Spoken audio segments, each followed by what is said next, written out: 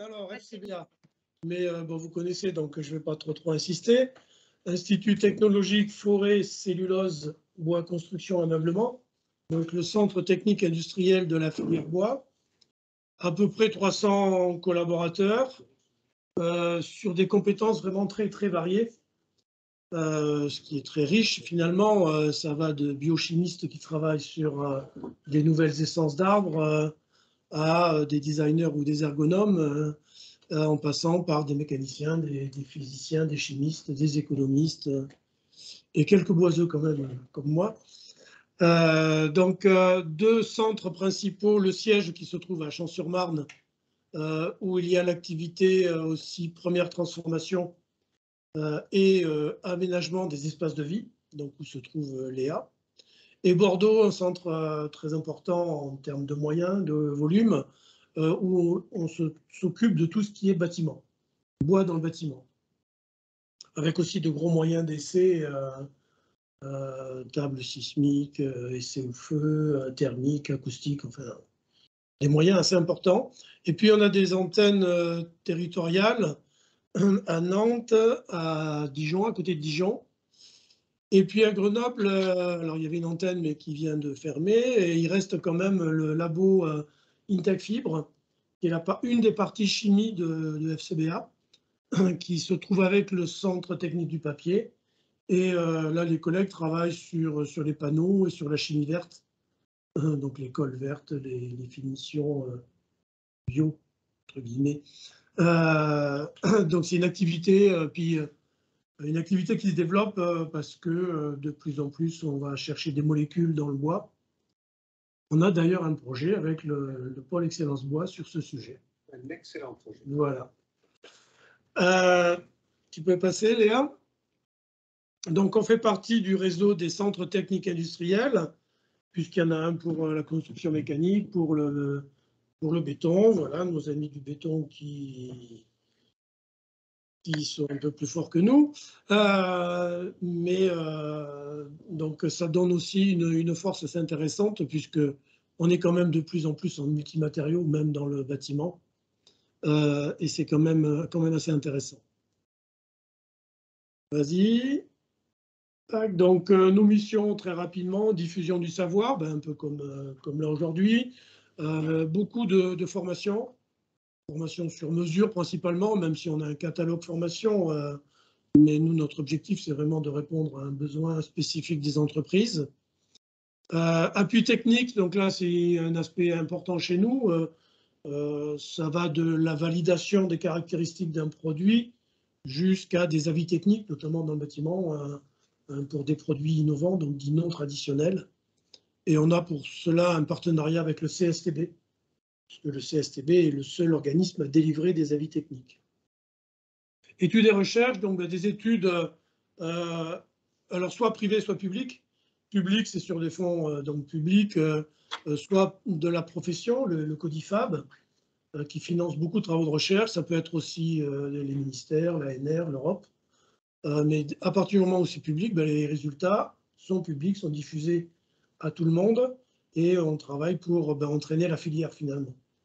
Et de la recherche privée, donc là bien sûr c'est hyper confidentiel, où on accompagne des entreprises qui ont une idée, qui ont un projet, on les accompagne pour mettre au point, pour finaliser et valider aussi leurs produits. La normalisation, on est le seul CTI à avoir un bureau de normalisation interne. Moi, ce n'est pas mon dada, la normalisation, mais c'est intéressant parce que ça permet quand même de connaître les travaux qui sont en cours, et ça permet d'anticiper pour les entreprises parce que comme les collègues sont dans toutes les commissions, on sait ce qui se trame, ce qui se prépare. Et moi, je viens du privé, donc j'ai un petit regard un peu plus privé, je dirais, et ça, c'est intéressant. Et on est organisme certificateur, donc c'est une activité aussi importante avec la marque CTB. On a gardé Centre Technique du Bois, le premier nom. Donc la certification est une activité importante aussi à FCBA. Voilà, je ne vais pas m'étendre plus, on pourrait en parler longtemps, mais on n'est pas là pour ça. Donc Léa, je te passe la parole. À toi de jouer. Très bien, merci beaucoup. Alors, donc moi, j'interviens donc au niveau du pôle aménagement des espaces de vie, donc au sein du FCBA, et plus particulièrement au cœur de l'équipe innovation, puisque je suis designer de formation spécialisée en innovation, matériaux, procédés et systèmes. Dans l'équipe innovation, donc on est une petite dizaine, vraiment c'est une équipe pluridisciplinaire et on intervient à différents niveaux. Donc vous avez la liste sur la droite de la slide pour, d'une manière générale, accompagner les industriels dans toute leur démarche d'innovation. Et donc ça va passer par un parcours innovation, donc que l'on a nommé comme ça au sein de l'équipe, avec différents modules qui peuvent être envisagés en tant que parcours entier ou qui peuvent être pris de manière voilà, dissociable les uns des autres. Donc, vous allez retrouver par exemple une phase d'éco-conception très importante chez nous, avec un ingénieur capable d'accompagner les industriels au niveau de leurs ACV. Donc, analyse de cycle de vie, une phase de design produit, d'expertise matériaux sur laquelle je reviendrai, d'expérimentation, de prototypage, etc. Et donc, tous ces outils, finalement, on les met au service des industriels qui font appel à nous pour les accompagner en fonction de leurs besoins. Donc, c'est vraiment une formule un peu à géométrie variable et on fait principalement du sur-mesure en s'adaptant vraiment aux différents projets. Donc, si vous avez des questions, je pourrais y revenir par la suite. Moi, j'interviens donc en tant que consultante conception et veille matériaux au sein de la partie expertise matériaux. Donc, plus précisément au niveau d'Innovatech, qui est notre incubateur d'innovation et qui est notre matériothèque interne. Donc, on a la chance, comme vous le voyez sur la photo, d'avoir une grande matériothèque qui est basée à Champs-sur-Marne, donc au niveau de notre siège social. Concrètement, c'est un plateau de 250 mètres carrés qui est dédié uniquement à cette matériothèque. Donc, c'est un espace vraiment à l'intérieur duquel nous référençons les matériaux, procédés et systèmes qui sont issus de notre veille technologique, puisque avec l'équipe, on fait une veille technologique permanente pour dénicher des innovations en France et à travers le monde, tout type de familles confondues. Et on va les référencer donc de manière physique dans la matériothèque telle que vous le voyez. Donc concrètement, chaque matériau prend place dans une boîte référencée grâce à un code. Et de manière virtuelle également sur notre site internet, puisque sur notre site, sur abonnement, vous avez accès à la base de données avec toutes les fiches matériaux qui sont renseignées, avec photos, description du matériau et surtout contact du fournisseur, puisque c'est le plus important. Nous mettons en relation les industriels qui ont un besoin en termes d'innovation matériaux avec les fournisseurs en face qui sont capables de répondre à ce besoin. Donc, pour ceux qui ne connaîtraient pas la matériothèque, voici une très rapide vidéo. Vous voyez un petit peu l'espace dont nous disposons avec les différentes familles matériaux. Donc, on va avoir de tout, des plastiques, des métaux, des agro-ressources, des composites, des céramiques, etc. Également des procédés et des systèmes. Donc, par procédé, ce sera des procédés d'usinage, d'impression, de mise en forme, etc. Et système, on pourra retrouver également des systèmes acoustiques, des systèmes lumineux, des systèmes d'assemblage, ce qui fait que nous pouvons répondre comme ça à des problématiques assez variées, que ce soit en termes pour du mobilier, par exemple, que ce soit en termes de choix de matériaux en tant que tels, donc des matières de structure et de revêtement, ou des systèmes d'assemblage. Donc voilà notre espace. Donc aujourd'hui, je vais vous présenter une sélection de matériaux qui est issue de notre veille la plus récente, qui a donné lieu à l'exposition Biome, Capter le vivant. Donc c'est une exposition que vous voyez ici en photo qui a été présentée en avant-première sur le Salon Architect at Work Paris en septembre dernier et qui ensuite tourne un petit peu partout en France. Donc je vais vous présenter une sélection de matériaux sur la thématique Capter le vivant. Donc, une thématique en lien avec la nature, puisque dans le cadre de cette veille spécifique que j'ai menée, je me suis intéressée aux matériaux, procédés et systèmes qui ont un lien avec la nature, que ce soit un lien direct ou indirect. Donc, je m'explique. À l'intérieur de cette sélection, vous retrouvez 43 innovations qui vont être soit directement inspirées de la nature, directement même issues de la nature.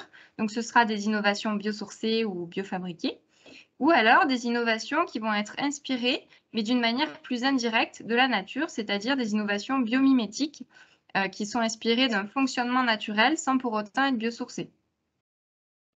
Voilà, donc si vous avez besoin de plus de détails sur ces termes, n'hésitez pas, je vais y revenir à travers les présentations des différents matériaux. Alors, le premier que je souhaitais vous montrer aujourd'hui s'appelle le Slim. Il a été développé par la société Voodoo. Donc, nous avons un petit échantillon à vous faire passer. Je pense que Thierry va vous le faire passer. Je vous invite à le rétroéclairer avec vos téléphones si vous le souhaitez. C'est du coup un plaquage de bois qui est translucide. C'est un tout nouveau matériau à la fois biosourcé et bio-inspiré qui est issu d'une technologie qui a été brevetée.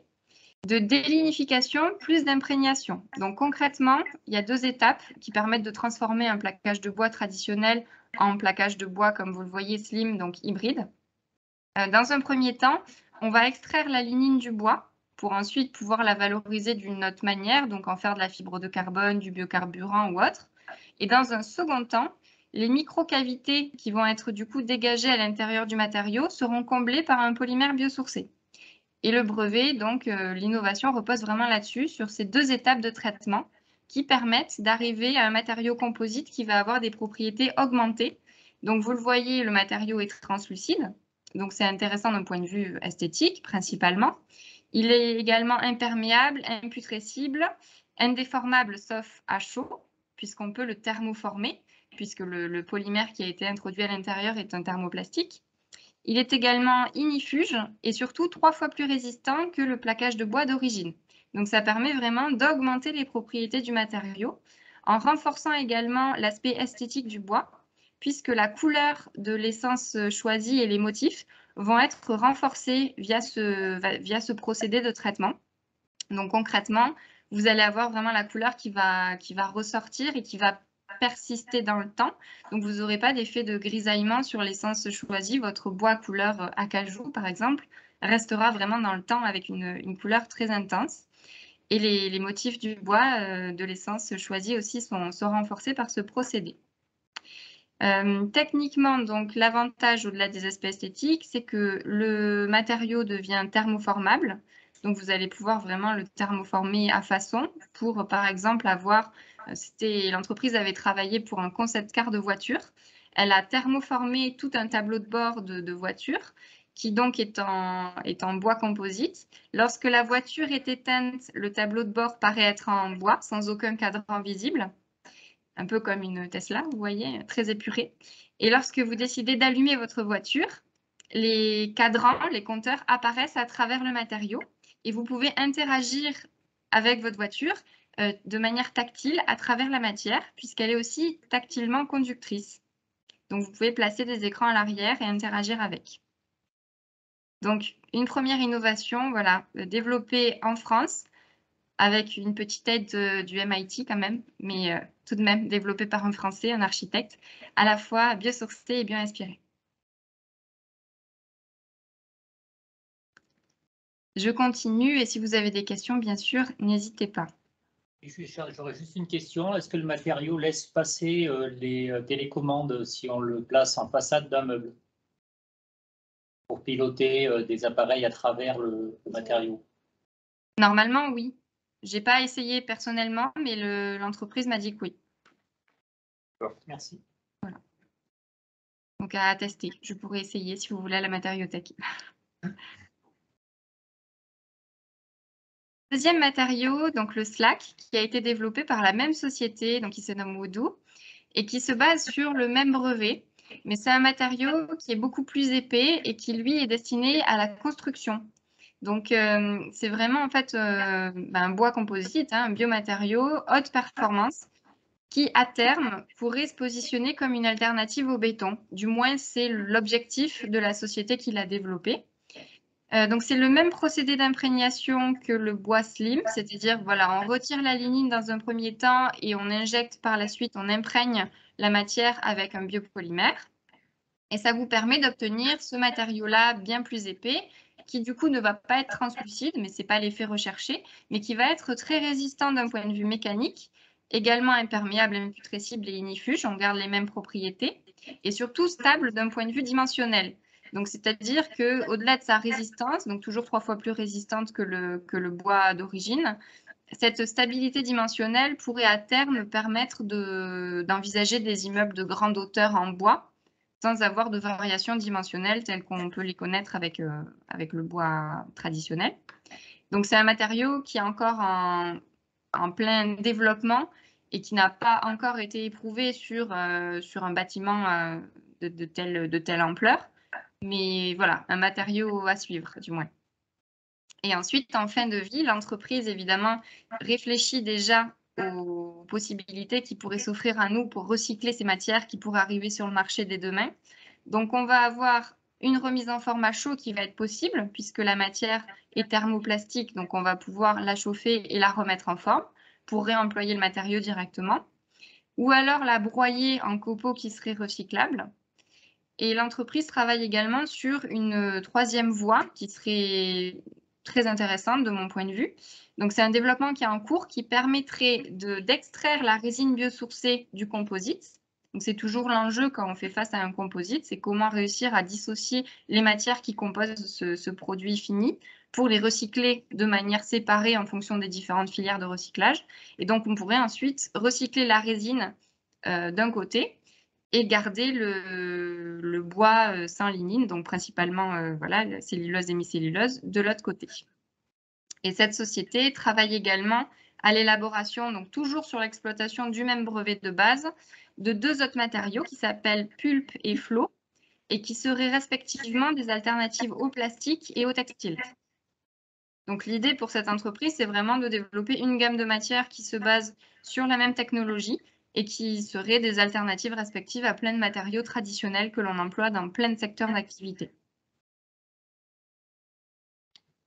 Voilà. Donc un matériau qu'on peut utiliser aussi potentiellement dans l'ameublement. Hein. C'est le domaine de destination est plutôt, enfin imaginé à la base, c'est plutôt le bâtiment, mais on peut très bien l'utiliser en structure pour du mobilier.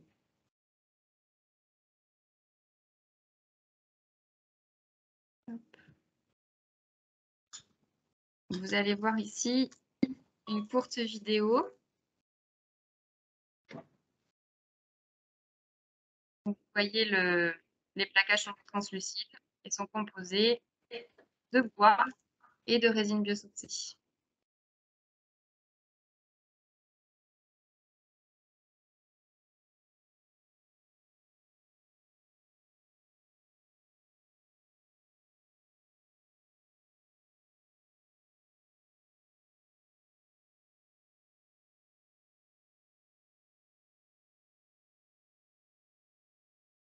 Est-ce que certains d'entre vous connaissaient ce matériau, enfin ces matériaux du coup, cette technologie? J'avais entendu, mais je n'avais pas toutes les explications. Il y a eu des parutions dessus, mais ouais. J'avais connaissance sur la voiture, en l'occurrence. Oui. Ben, on en a surtout entendu parler enfin, c'était surtout voilà, le bois translucide, la révolution du bois translucide, mais au-delà de cet aspect esthétique, il y a des propriétés mécaniques qui sont vraiment intéressantes. Et donc, c'est un bois composite qui ouvre la voie à plein d'usages augmentés, si vous voulez, par rapport au bois traditionnel. Donc, c'est vraiment ça qui est intéressant. Et est-ce qu'ils produisent ? Oui, alors ils produisent, mais en petite quantité pour l'instant, en toute petite quantité. Et donc pour le moment, cette entreprise travaille principalement avec le domaine du luxe, parce que ben, forcément, c'est toujours comme ça au début, l'innovation, le matériau coûte très très cher à produire. Mais leur but à terme, c'est d'augmenter les capacités de production et donc mécaniquement de faire baisser les coûts, évidemment. Est-ce qu'on est limité en dimension? C'est du bois déroulé et les plaquages, on peut faire des grandes surfaces? On peut faire de grandes surfaces. J'ai vu des panneaux entiers. Alors, j'ai pas les dimensions. Ils font principalement du sur-mesure. Donc là, il faudrait s'adresser directement à eux pour avoir leur dimension max. Mais j'ai déjà vu des grands panneaux de 2 mètres de haut avec cette technologie-là. Et c'est toute essence ou il y a des essences favorites? Non, c'est toutes les essences. Et donc après, ça va dépendre de la couleur que vous souhaitez avoir et des motifs. Est-ce qu'on sait ce qu'est la résine biosourcée? Excusez-moi, est-ce qu'on sait ce que c'est ça, comme résine? Oui. Non, justement, alors là, c'est protégé par le brevet. Ça pose une question quand même. Oui. Oui. Non, mais là, c'est protégé par le brevet. Donc, nous, à la Matériothèque, c'est une bonne question, en fait. On est là pour trouver des innovations, donc faire de la veille, et ensuite les restituer auprès des entreprises qui font appel à nous. Mais forcément, il y a certaines informations qui sont gardées, qui sont sous secret par les entreprises. Et donc, si vous souhaitez aller plus loin, nous, on effectue la mise en relation et ensuite, vous traitez directement avec l'industriel qui va éventuellement décider de lever ou pas le secret. Et tout ce qui va être délai d'approvisionnement, coût, etc., nous, on n'y prend pas part. Ça se passe vraiment en direct entre l'entreprise qui souhaite être fournie en matériaux innovants et le fournisseur. Et puis, il y a sur l'aspect purement environnemental, il y a la polymère biosourcée, mais il y a aussi tout le process pour enlever la ligne qui doit pas être, qui doit être un peu, comment dire, impactant. Ça attise la curiosité déjà. Le process d'imprégnation? Non, non, non, pour enlever la ligne. Ah oui. Mais après, c'est-à-dire que ça se calcule. Donc nous, au sein de l'équipe, je vous en parlais rapidement tout à l'heure, on a une personne qui réalise des analyses de cycle de vie, qui fait des bilans environnementaux. Donc ça peut se calculer. Effectivement, vous allez avoir peut-être un petit peu plus d'impact au niveau de la phase 1, matière première. Mais si votre matériau est plus résistant d'un point de vue mécanique et résistant dans le temps, vous allez augmenter sa durée de vie et donc avoir des impacts plus faibles sur d'autres aspects de l'analyse de cycle de vie. Donc bon, ça peut se compenser. Donc ça se calcule en fonction des typologies de projets.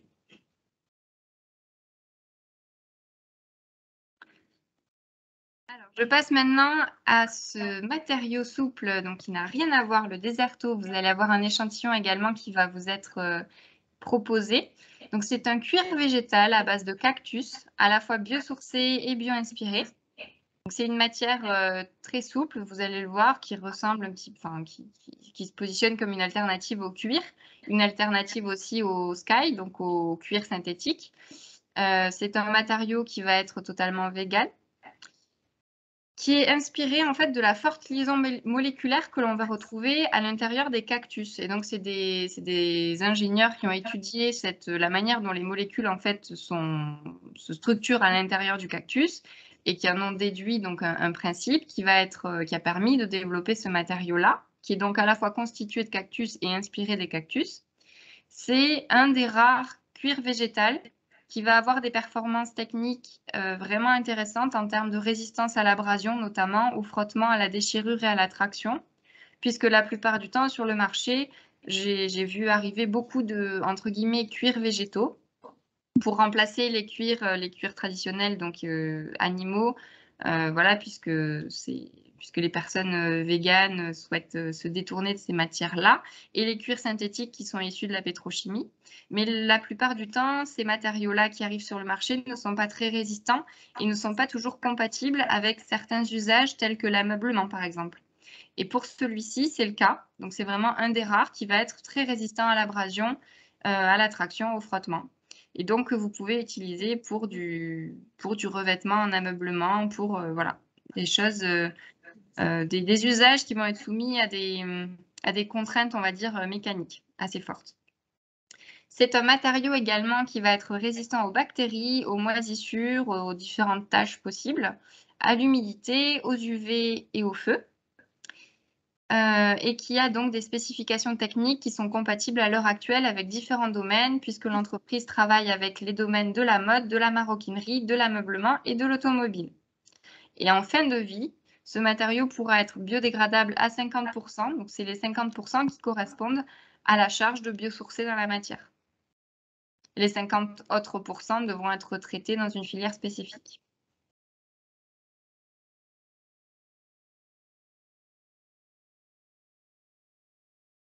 Au sein de cette exposition Biome, j'avais également donc référencé plusieurs objets en mycélium, dont celui-ci, donc c'est une lampe, mais on peut tout à fait envisager plein d'autres objets, qui a été développé par la société Grande Bio. Donc ce sont des objets qui sont développés en composite de mycélium. Donc je ne sais pas si certains d'entre vous connaissent ou pas le mycélium, mais en fait c'est un champignon à la base, hein, c'est une souche de champignons qui va être positionné dans un moule sur un substrat agro-industriel qui va lui servir de nourriture, en fait, de substrat. Et la souche va créer un réseau de racines qui va petit à petit venir phagocyter le substrat qu'on lui aura donné à manger pour créer l'objet final qui va se développer à l'intérieur du moule.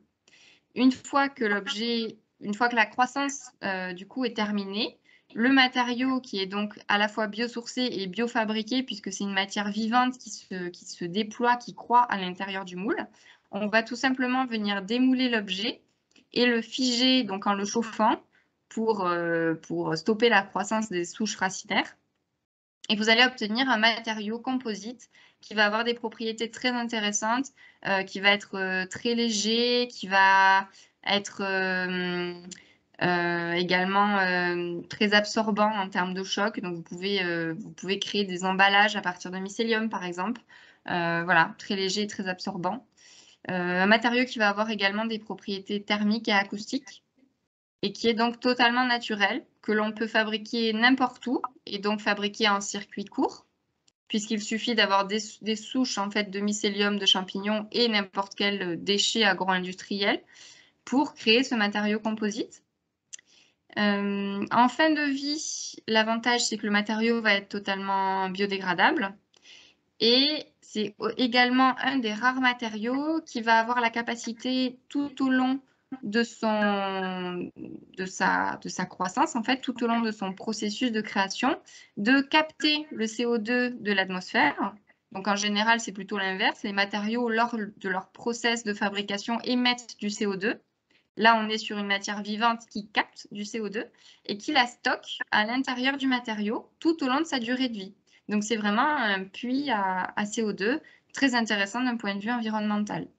Et alors ensuite, ce matériau, voilà, on peut en faire, je vous disais, de l'emballage, des panneaux d'isolation, des produits d'aménagement intérieur. Enfin, c'est vraiment une matière, je pense, à fort potentiel pour l'avenir, que l'on retrouve, que les designers du moins s'approprient petit à petit et que l'on retrouve sous différentes formes aujourd'hui.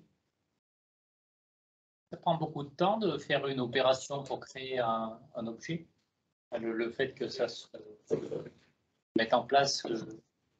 Le fait que ce soit un matériau vivant qui va devoir être cultivé, en fait, ça va prendre quelques jours en fonction de la taille du produit fini. Cette lampe, alors vous n'avez pas d'échelle sur la photo, c'est une petite lampe de cuisine plutôt, je dirais. Elle a pris 10 jours à peu près à fabriquer. Donc bon, c'est un petit peu long peut-être, mais c'est un matériau disponible à l'infini, entre guillemets, dans le sens où les souches de mycélium, il suffit de les faire se reproduire. Et vous pouvez, à partir de déchets et de matières biosourcées, créer à l'infini ce composite, sans process de production complexe et énergivore, et n'importe où dans le monde. Ça se fait tout seul, quoi. Voilà, ça se fait tout seul. C'est vraiment un matériau vivant et c'est pour ça que je l'ai classé dans la catégorie des biosourcés et des biofabriqués. C'est vraiment une matière que l'on va cultiver. Et c'est aussi un axe intéressant pour l'avenir, pour faire face aux problématiques environnementales que nous rencontrons, d'essayer de cultiver nos matériaux plutôt que de les produire via des ressources fossiles. C'est quoi sa densité? Sa densité, tu la connais?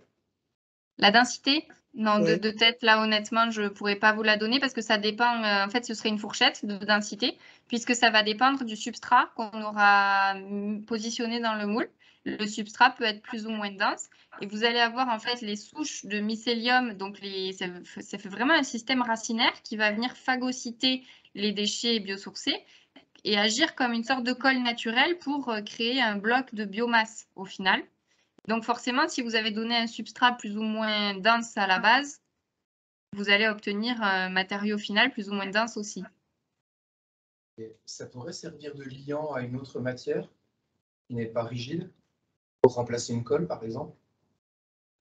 Alors, il y a plein d'études sur le mycélium à l'heure actuelle. Il y a des textiles qui sont produits comme ça, des entre guillemets cuirs de mycélium, qui sont produits sur un liquide justement pour que le mycélium se développe mais à plat et en très fine couche pour créer une sorte de cuir de mycélium, enfin une matière un peu souple mais tout de même un peu épaisse.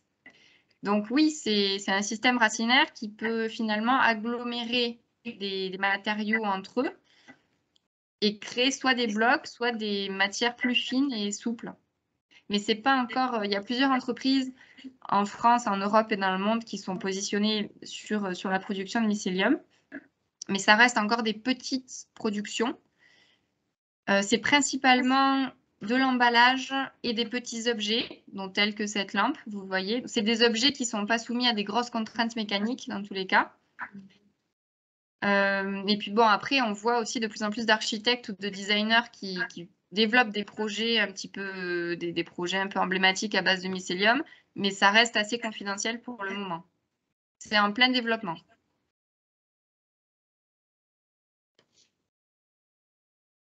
Donc ensuite, comme vous le voyez un petit peu sur la photo, vous allez avoir un aspect de surface légèrement irrégulier que je trouve assez intéressant. La seule contrainte, c'est que le matériau peut légèrement s'effriter en fonction de ce que vous faites avec. Donc, vous pouvez appliquer une cire naturelle pour le stabiliser et pour le rendre imperméable aussi. Donc, ça se fait sur du packaging, par exemple. Mais ce sera tout de même un matériau qui restera relativement fragile.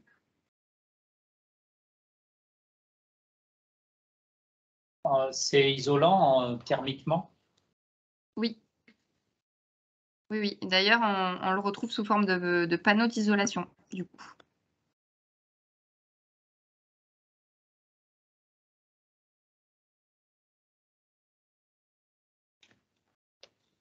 Je passe maintenant à une autre matière souple, donc le bioprène qui a été développé par la société Sorus, donc qui est ici employé pour une combinaison de surf biosourcée. Le bioprène, c'est vraiment une alternative au néoprène traditionnel que l'on connaît tous et qui est employé pour ces fameuses combinaisons de surf. Le néoprène, c'est un matériau qui est pétrosourcé et qui n'est pas recyclable en fin de vie. Et donc, cette société a décidé de développer son propre matériau biosourcé qui est composé d'un mix de caoutchouc naturel, de canne à sucre, d'huile végétale non alimentaire pour ne pas rentrer en concurrence avec les productions destinées à l'alimentation humaine, et une charge minérale qui va être de la poudre de coquille d'huître. Alors, là, j'ai une petite vidéo du coup avec le fondateur de l'entreprise qui vous explique un petit peu la démarche. Je ne sais pas.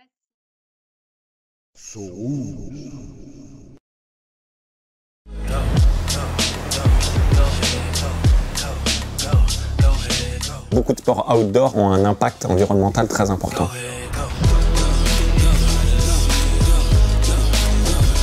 Ocean Protect, c'est un label sur lequel on travaille depuis 2 ans. Dans ce label, on intègre le cycle de vie complet des produits. Et c'est un label qu'on appose à nos combinaisons quand on considère qu'elles sont suffisamment éco-conçues.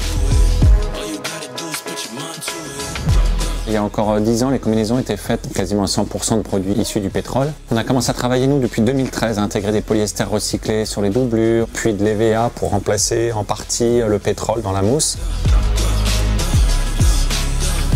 Le bioprène, c'est un échange d'idées entre nous et une de nos usines. Eux travaillaient sur un nouveau mélange utilisant du recyclage de canne à sucre, d'huile issue de graines non comestibles et d'EVA. Nous, on est arrivé avec l'idée donc de remplacer le calcaire issu des mines par du calcaire issu du recyclage de coquilles d'huîtres.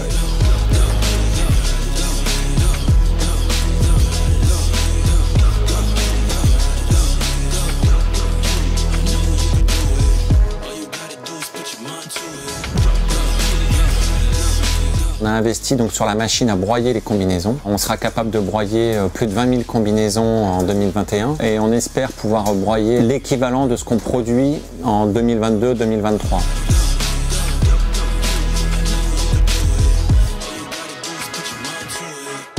Stratégiquement, c'est vraiment un placement très intéressant. On est une marque française, on a beaucoup d'avance par rapport à nos concurrents sur toutes les co-conceptions. Ça pousse tout le monde vers le haut et c'est une bonne chose.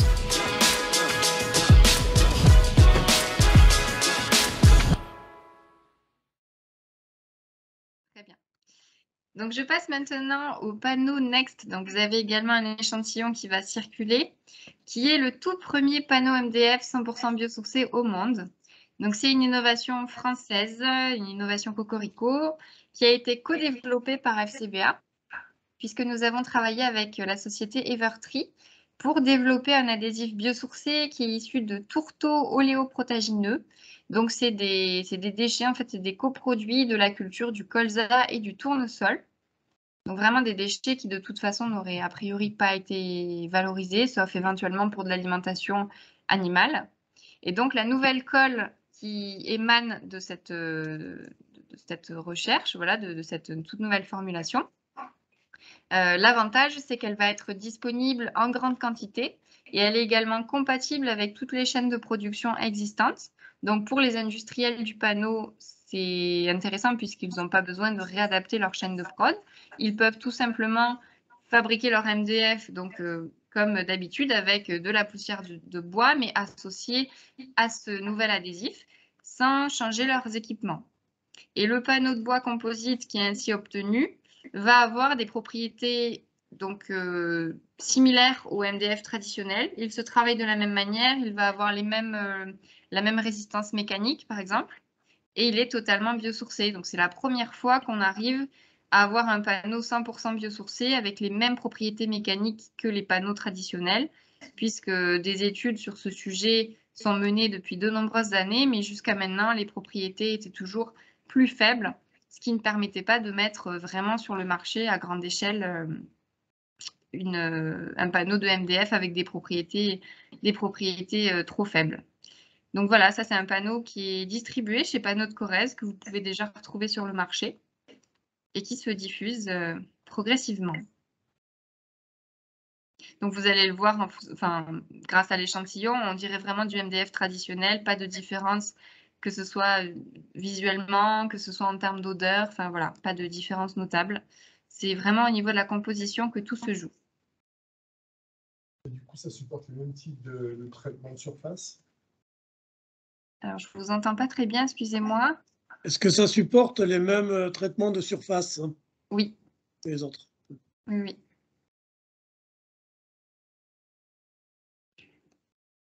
Donc, on les a testés évidemment chez nous dans nos laboratoires, d'un point de vue mécanique et puis en termes de finition aussi.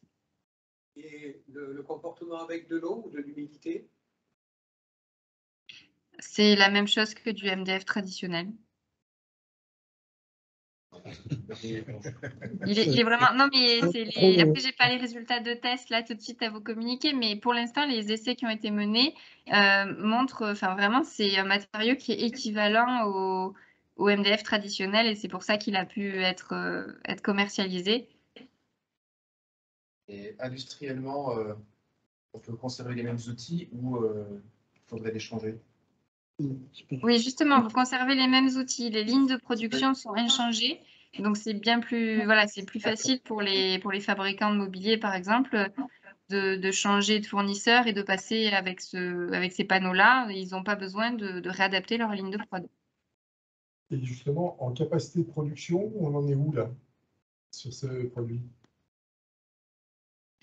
Bah, alors, forcément, c'est le début encore, mais je vous encourage à vous rapprocher de l'entreprise pour voir avec eux quel serait leur volume de production possible et puis surtout les délais d'approvisionnement. Est-ce que vous savez si on est limité en épaisseur pour des épaisseurs fines? J'ai pas l'information. Vous souhaiteriez descendre à combien? Après, c'est de se rapprocher de 3 mm. J'en ai jamais vu en aussi fin pour l'instant. Mais bon, là encore une fois, voilà, j'ai pas de panneau aussi fin à la matériothèque, mais il faudrait contacter le fournisseur également pour lui poser la question. En fait, quand moi je reçois des entreprises à la matériothèque et qu'il y a certaines questions comme ça qui émergent, derrière je recontacte l'industriel pour obtenir des réponses, ce qui me permet aussi de compléter les fiches avec toujours plus d'informations. On fait de la mise à jour au fur et à mesure que le produit progresse aussi, au fur et à mesure que le produit se développe. Donc là, c'est un produit qui est assez nouveau, ce qui fait que je n'ai pas encore toutes les informations sur même tous les essais qui ont été menés, etc. Mais progressivement, la fiche va s'étoffer. Si on veut faire de l'alvéolaire avec, de savoir si effectivement on peut avoir des épaisseurs fines pour couvrir des panneaux alvéolaires. D'accord, ben là, il faudrait effectivement que je me rapproche de l'industriel pour poser la question parce que moi, j'ai uniquement des panneaux tels que vous le voyez, tels que celui qui circule, et j'ai pas plus fin encore pour le moment.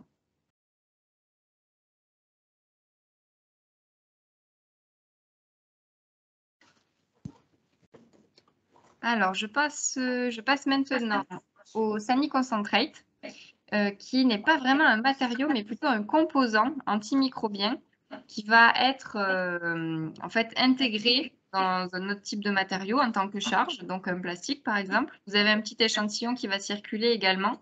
Et c'est une technologie à la fois biosourcée et bio-inspirée qui va mimer les propriétés immunitaires de la peau humaine, donc qui est vraiment inspirée de la manière dont notre barrière cutanée fonctionne pour nous protéger des infections, grâce à un oligo-élément qui est totalement naturel, totalement biosourcé, et qui va recréer ce mécanisme de défense voilà, naturel que l'on retrouve à la surface de notre peau.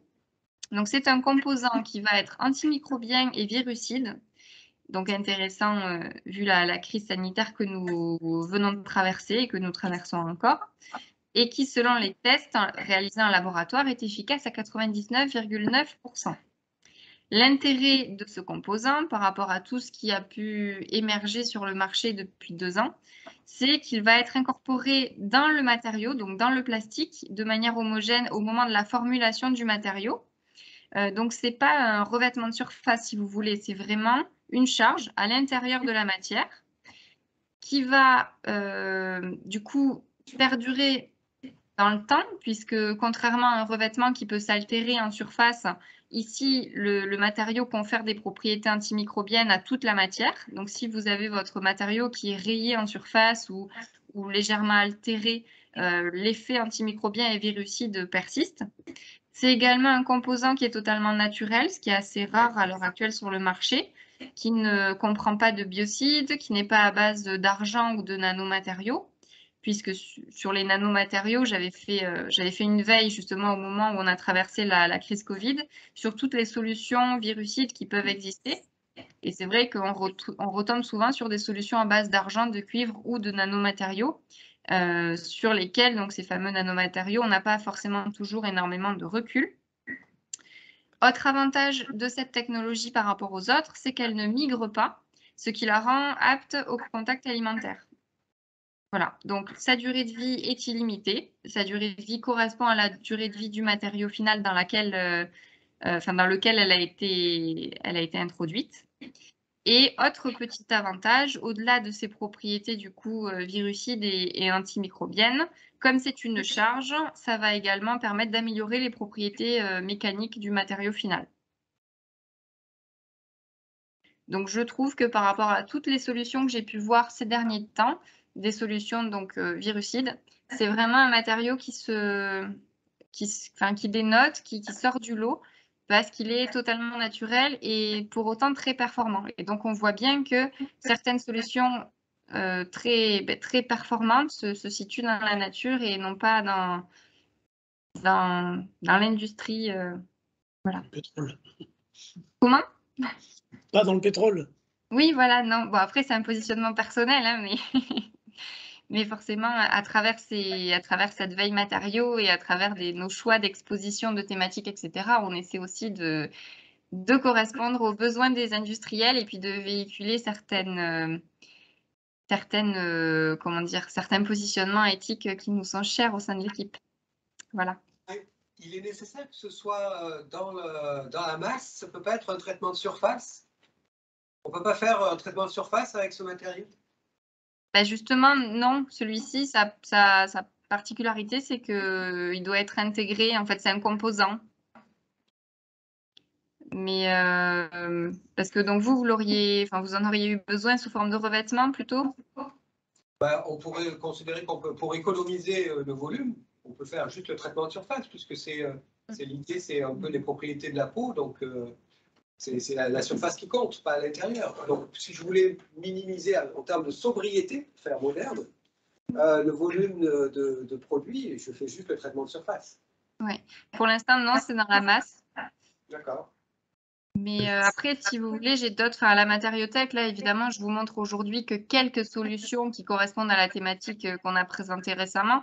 Mais dans la matériothèque, j'ai plus de 2000 références. Donc, je vais également avoir d'autres références en lien avec cette thématique-là, des matériaux et des revêtements antimicrobiens et virucides. Et j'en ai un autre sous forme de revêtement cette fois-ci, mais qui est aussi totalement biosourcé et naturel, mais juste en revêtement de surface, du coup, pas dans la masse. Et là, ce composant, est-ce qu'il peut être associé à un vernis ou une peinture? Et entrer dans la composition. Est-ce qu'on peut y associer un vernis par-dessus? Est-ce qu'on peut le faire rentrer dans la composition d'un vernis ou d'une peinture? Pour l'instant, ça n'a pas été fait. Je ne sais pas si c'est possible. L'entreprise s'est pas du tout positionnée là-dessus. Elle travaille, c'est une entreprise qui travaille avec des polymères, donc elle s'est pas du tout positionnée là-dessus. On peut imaginer qu'ils fassent avec des poignées, des boutons de meubles comme ça, mais par contre, ils ne peuvent pas après avoir, comme disait monsieur, des peintures ou une laque par-dessus, sinon ça isole du coup le... Ah oui, oui, il faudrait réussir, comme vous le disiez, je ne vous vois pas, mais à intégrer ce composant dans la peinture, du coup. Mais effectivement, si on met une peinture ou un vernis par-dessus, ça ne fonctionne plus. Il faut le garder tel que teinté, dans la masse. En fait. Ouais. Non, là, pour le coup, avec des peintures ou d'autres types de revêtements, je vous orienterai plutôt vers d'autres solutions, pas celle-ci. C'est pas l'objet, là.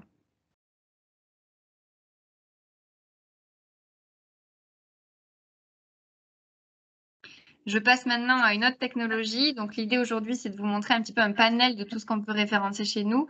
Et comme vous le voyez, c'est très, très varié. On a vraiment de tout. Ici, c'est une biotechnologie luminescente qui a été développée par une start-up française également, qui s'est inspirée du phénomène naturel de bioluminescence pour produire de la lumière de manière alternative, donc sans utiliser de LED notamment. Grâce à une technologie totalement biosourcée qui est également cultivable à l'infini comme le mycélium dont je vous parlais tout à l'heure, biodégradable à base de micro-organismes marins. Et donc pour vous expliquer un petit peu cette technologie, j'ai une vidéo qui va suivre.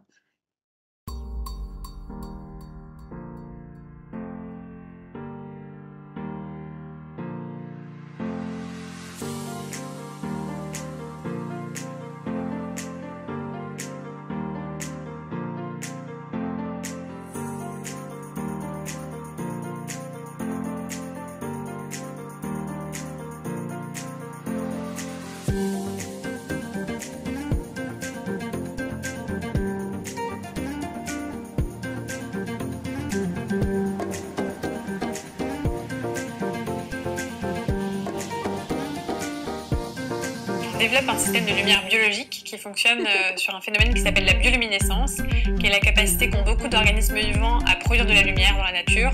Ça va être les lucioles et les vers luisants sur Terre et plus de 80% des animaux marins. Et donc nous, on utilise des micro-organismes qui viennent de la mer et qui sont capables de produire cette lumière biologique. J'ai été confrontée à un concours dont le thème était la biologie. Je suis tombée sur cette vidéo sur les poissons des abysses et je me suis dit, si ces poissons sont capables de faire de la lumière dans la nature, est-ce que nous, avec les technologies qu'on a aujourd'hui, on ne peut pas être capable de copier ce qu'ils font pour répondre à des problématiques, notamment environnementales? L'objectif, c'est effectivement de remplacer la lumière électrique, notamment dans le paysage urbain, là où il y a le plus d'impact à la fois économique et écologique. Donc ça va être sur du mobilier urbain, dans des parcs et jardins, dans des souterrains, sur des façades de bâtiments. Et entre-temps, il y a aussi beaucoup d'autres choses qu'on peut faire. La bioluminescence a aussi des vraies qualités uniques de lumière et apporte des choses en termes de bien-être. Et c'est aussi pour ça qu'en plus de ces applications urbaines, on a développé notamment une salle de relaxation illuminée par la bioluminescence qui permet de se reconnecter à la nature pendant cette expérience.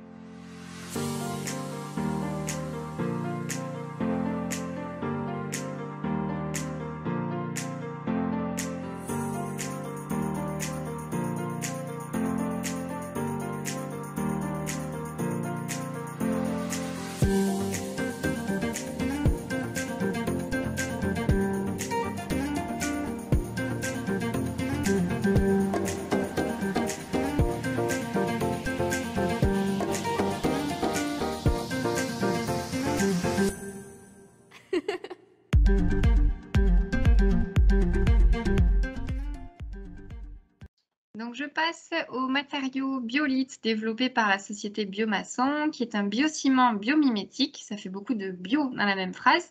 Donc une matière à la fois biosourcée, bio-inspirée et biofabriquée, puisqu'elle est constituée de carbone, de calcium et de micro-organismes naturels.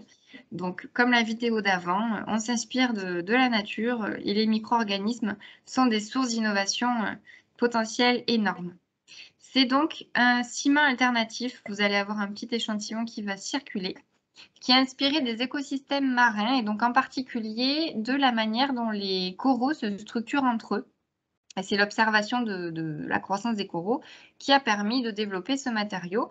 Et cette technologie qui se développe selon le cahier des charges du vivant, ce que l'on appelle le cahier des charges du vivant, c'est-à-dire dans des conditions de chimie douce, de chimie verte, à température ambiante et voilà, sans avoir besoin d'énormément d'énergie, etc. Donc, c'est vraiment des matériaux très intéressants qui se développent en se calquant vraiment sur des processus naturels. C'est un matériau qui va, tout comme le mycélium dont je vous parlais tout à l'heure, capter également du dioxyde de carbone tout au long de son processus de croissance, puisque c'est un matériau donc biofabriqué également qui va croître, qui va se cultiver. Et le stocker à l'intérieur du matériau. Donc, c'est vraiment intéressant, surtout lorsqu'on parle d'un ciment, puisque le ciment traditionnel et la production de béton, d'une manière générale, produit énormément de dioxyde de carbone. Donc là, c'est tout l'inverse. On va en stocker et non pas en produire. Et en stocker sur une grande durée de vie également, puisque théoriquement, ce ciment et donc les bétons qui sont produits à partir de ce matériau vont plutôt être destinés à la construction, ou enfin du moins à des usages qui vont être durables dans le temps, et donc stocker de manière durable également ce fameux dioxyde de carbone. Donc séquestrer ce dioxyde dans le matériau.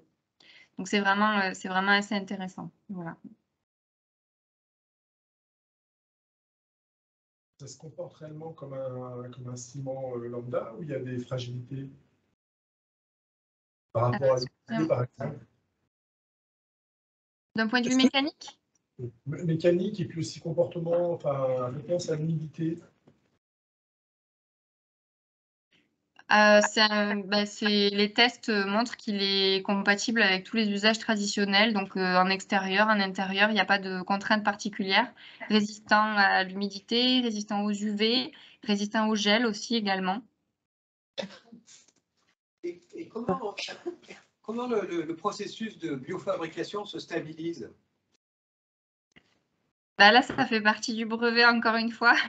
C'est bien, je vois que vous avez plein de questions, donc les matériaux vous intéressent, mais on n'a pas accès à toutes les informations sur tous les matériaux qu'on référence, du coup, parce que ça fait vraiment partie du secret du brevet.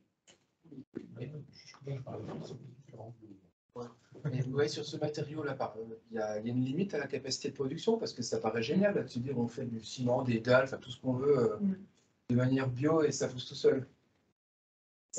Oui, c'est le problème, c'est-à-dire que ça pousse tout seul, mais bon, donc on est quand même sur des productions qui sont assez limitées par rapport à l'industrie du béton aujourd'hui, enfin telle qu'on la connaît, c'est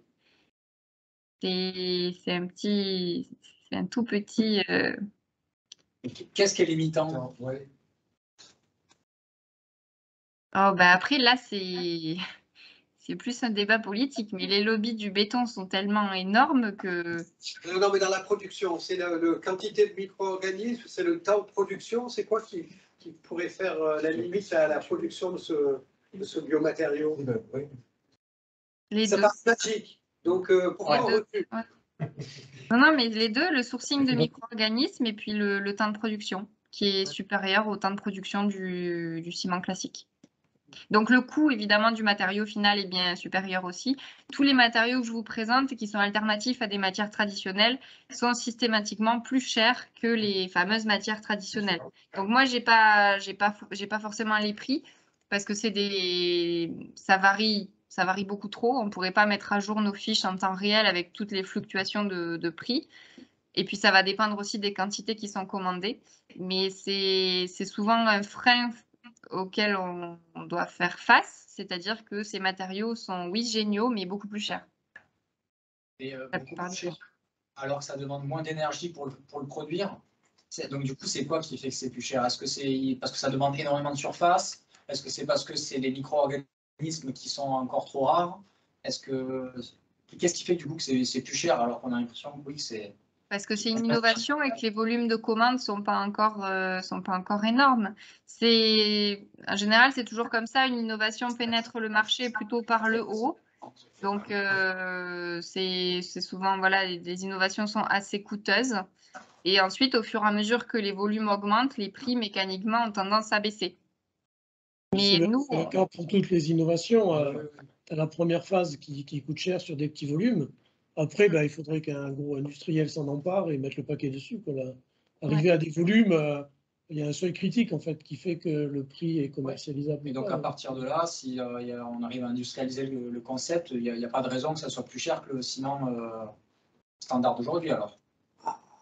Non mais sans. Non, a priori, il n'y a pas de raison, mais. Okay. Mais voilà, il faut effectivement, comme le disait Thierry, je crois qu'un industriel s'en empare et produise à grande échelle. Et dans un premier temps, il faut aussi qu'il y ait des industriels courageux qui soient prêts à investir plus pour avoir des matériaux intéressants comme celui-ci. Voilà, nous, on est à Innovatech, on référence des matériaux un petit peu en amont, j'ai envie de dire. Donc, c'est-à-dire qu'on a 90% de la matériothèque constituée de matériaux qui sont commercialisés, industrialisés. Mais la plupart du temps, ça reste comme ces matériaux-là que je vous présente, une commercialisation qui est en relativement petit volume, on va dire. Et puis petit à petit, au fur et à mesure, l'innovation se déploie et les volumes augmentent. Mais nous, on est là justement pour favoriser la diffusion de savoir et favoriser mettre en fait un coup de projecteur sur ces innovations-là au moment où elles émergent, en espérant que d'ici 2, 3, 5 ans, ces innovations-là, on puisse les retrouver de manière plus large sur le marché. J'ai l'impression que ce que vous nous présentez, c'est des productions françaises. C'est le cas? Pas pour celle-ci, c'est pas toujours le cas, mais c'est vrai que j'ai tendance à être un peu chauvine. Donc, non, mais plus sérieusement, si j'ai le choix entre deux innovations similaires, avec une innovation française et une innovation étrangère, forcément, on va choisir la française, non pas parce qu'on est forcément attaché à la France, mais du moins choisir une innovation, entre guillemets, locale ou proche. Donc, une innovation suisse ou allemande à la frontière, ça m'intéresse bien sûr tout autant. L'idée étant de limiter au maximum les transports. Ok. Mais après, c'est pas dans la matériothèque, on a de tout. On a des innovations qui viennent des États-Unis, d'Asie, d'Australie, vraiment de partout. Là, dans ce cas-là, pour le biociment, c'est pas une solution à mettre en œuvre nous, c'est plutôt des produits finis déjà confectionnés par les sociétés en question. Oui, c'est plutôt sous forme de dalle. En fait, vous la retrouvez sous forme de carrelage, de dalle, de choses comme ça. D'accord. Et en aucun cas mise à disposition du matériau pour en faire quelque chose par nous-mêmes. Ça se négocie avec l'entreprise, hein, pourquoi pas. D'accord. En général, les entreprises qui mettent au point une innovation comme ça, elles sont quand même assez ouvertes. Et si elles passent par nous également, c'est pour ensuite être contactées par des industriels qui peuvent leur faire des propositions de partenariat. Donc voilà, c'est des entreprises qui sont en plein développement. Donc je suis en train de rechercher celle-ci. Hop, donc celle-ci, par exemple, là j'ai la référence sous les yeux, elle vient des États-Unis. Très bien. Donc là, pour le coup, c'est un petit peu loin, mais on n'a pas trouvé de... Ça n'existe nulle part ailleurs. Ça n'existe pas en France, en tous les cas. Voilà, donc là, pour l'instant, c'est plutôt disponible sous forme de carreaux prêts à poser. Mais bon, à voir avec l'industriel. Donc, je vous le disais, en termes de propriétés mécaniques, on est par rapport au ciment traditionnel. On a des propriétés similaires, voire même supérieures, selon les premiers essais qui ont été réalisés. En termes de résistance à la compression, en termes de légèreté, d'absorption au choc, de résistance au gel et de tolérance dimensionnelle.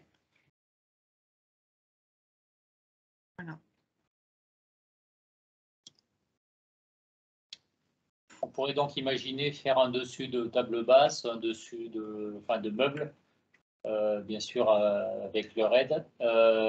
Et après, potentiellement quelque chose qui pourrait se transporter facilement sans se casser, ou vous n'avez pas forcément l'idée?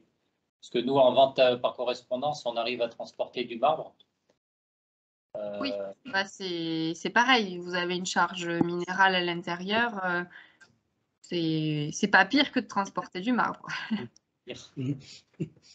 C'est pareil, il faut mettre en place les mêmes précautions, on va dire.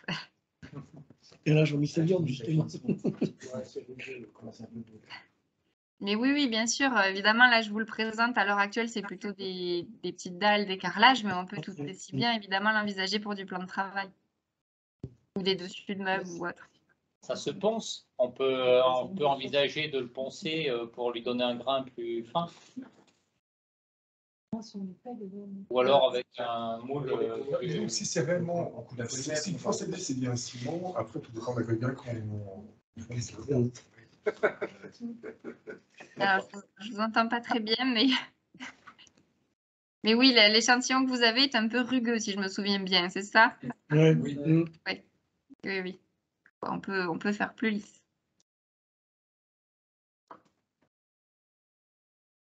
Et donc, je passe ensuite au dernier échantillon que Thierry va vous faire passer, le plus gros. Alors, c'est un objet, c'est une assise de tabouret, en fait, que nous avons imprimé donc, en interne à FCBA, à base d'un tout nouveau filament d'impression 3D qui est constitué de lignine, donc à base de lignine, donc extraite de bois. Donc, au début, on a vu le matériau slim qui avait été développé par la société Voodoo, qui était donc délignifié. On pourrait tout à fait envisager récupérer cette lignine pour l'utiliser de cette manière et créer du filament d'impression 3D. C'est un matériau qui a été co-développé par FCBA dans le cadre d'un programme de recherche qui s'appelle Woo 3D. Et donc, c'est le tout premier filament comme ça à base de lignine. Donc, c'est-à-dire, quand je dis à base de lignine, c'est que la lignine n'est pas une charge, mais bien l'élément principal qui constitue le filament. Parce que la plupart du temps, on va retrouver des filaments PLA avec des charges diverses. Donc, sur le marché, déjà, on va trouver des charges très, très variées, particules de bois, de tout type d'essence, marc de café, coquilles d'huîtres, enfin, tout ce que vous voulez. Mais ici, l'innovation, c'est vraiment que la lignine est présente au sein du filament en plus grande proportion que le PLA, qui constitue évidemment, qui est également ajouté pour compléter la formulation finale du matériau. Et donc, cette lignine, elle est issue de l'industrie du bois. Donc, c'est vraiment, en fait, c'est un coproduit qui est valorisé de cette manière-là et associé au PLA, donc en thermoplastique biosourcé. Elle permettrait du coup à l'échelle industrielle de valoriser ce coproduit qui a une forte valeur ajoutée dans ce filament, donc une toute nouvelle application innovante qu'on peut ensuite évidemment utiliser sur des imprimantes 3D traditionnelles, donc des pots de filament traditionnels type Ultimaker ou autre, de petit ou grand volume. Et donc là, l'objet que vous voyez a été imprimé à Bordeaux sur notre nouvelle imprimante grand volume, qui est encore voilà, en cours de déploiement. Et ce matériau, alors là, je digresse à mort, hein, pourrait être injecté plutôt que d'être utilisé en filament pour une imprimante 3D? Potentiellement, oui. Ça n'a pas encore été fait, mais potentiellement, en termes de composition même, du coup, c'est un polymère, donc... Ça chauffe. Oui, Donc après, le filament, pour avoir discuté avec les...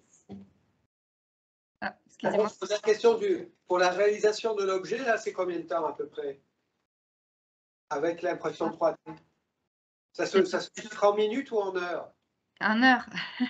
Non, en heures, ouais. En heures, là, c'est plusieurs heures. C'est à peu près 17-18 heures d'impression, là. D'accord. Parce que la forme est complexe aussi. Enfin bon, après, c'est l'objectif de l'impression 3D, d'aller sur des formes complexes. Et donc ensuite, évidemment, le filament, donc les personnes en interne qui ont développé ce matériau ont testé plusieurs proportions. Elles sont montées au max jusqu'à 70% lignine, 30% PLA. Mais plus plus la base lignine est importante, plus le matériau est quand même complexe à mettre en œuvre derrière et plus on a de potentiels problèmes d'impression.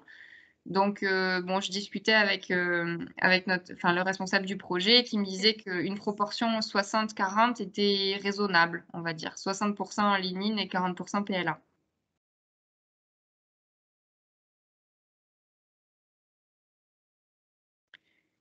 PLA, c'est quoi?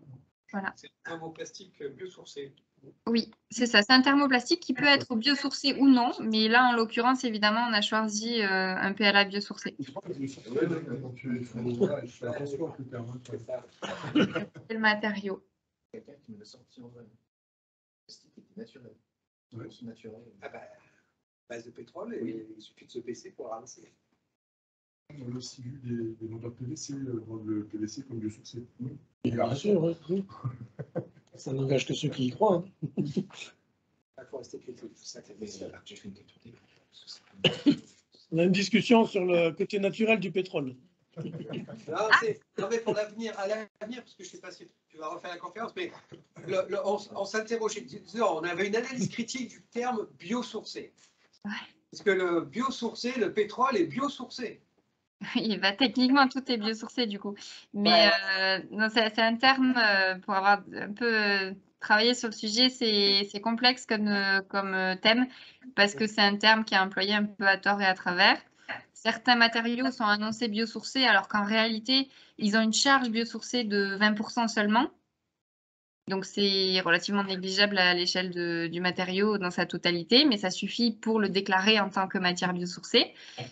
Donc, bon, mais sinon, la notion de biosourcé par rapport au pétrole dont vous parliez, c'est qu'on va considérer qu'une matière est biosourcée si son échelle de renouvellement est relativement courte. Donc, ce sera des matériaux issus de la biomasse végétale ou animale, donc ces biomasses qui seront capables de se reconstituer à l'échelle humaine, en termes de temps, à une échelle relativement courte. Parce que le pétrole, effectivement, est issu de la nature, mais à ce niveau-là, tout est issu de la nature, de fait.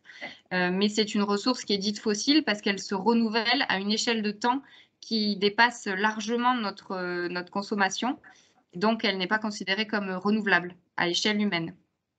Et par contre, là, pour revenir sur le dernier produit que vous nous avez présenté, oui. 60% de ligne, est-ce que, puisque vous avez contribué au développement, est-ce que vous pouvez imaginer de substituer les 40% restants par d'autres éléments de charge qui pourraient être, eux, issus, on va dire, de poussière de bois ou de je ne sais quoi, qui pourraient finalement permettre d'avoir une qualité de matériau, non pas pour l'impression 3D, mais je reviens sur la question de l'injection.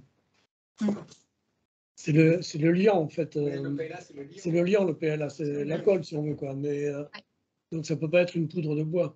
Non, il faudra rester sur un élément, sur un polymère thermoplastique pour pouvoir... On avait le fourreau oléagineux tout à l'heure qui servait d'adhésif dans les panneaux. Oui, c'est un adhésif, mais ça ne pourra pas être employé comme le PLA, de la même manière. La formulation finale ne sera pas compatible avec l'industrie.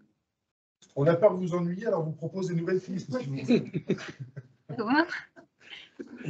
Ils ne veulent pas t'ennuyer, c'est pour proposer des nouvelles pistes. Mais je vais appeler Gilles et je vais lui proposer, la personne chez nous qui s'occupe du projet. Bon, voilà, c'est des porteurs de projets et des chimistes qui formulent tout ça. Mais je pourrais en discuter avec eux et puis vous faire un retour si vous voulez. Voilà, et donc suite à la présentation de ces quelques matériaux issus de l'exposition Biome, donc quelques matériaux parmi tant d'autres, je vous encourage, bien entendu, si l'innovation matériaux, si cette thématique vous intéresse, à prendre contact avec nous. Il y a Thierry qui est présent aujourd'hui pour en découvrir bien plus encore. Je vous le disais, à la Matériothèque, j'ai plus de 2000 références, tout type de matériaux confondus.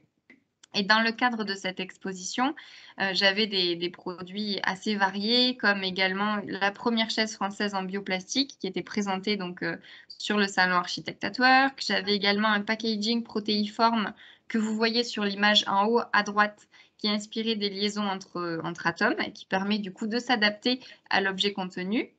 de la porcelaine biominérale, un matériau anti-reflet qui est inspiré des yeux de papillon de nuit et qui sort tout droit d'un laboratoire de recherche allemand, des baskets en cuir de raisin, donc une autre alternative au cuir animal ou cuir synthétique dont je vous parlais tout à l'heure via le Deserto.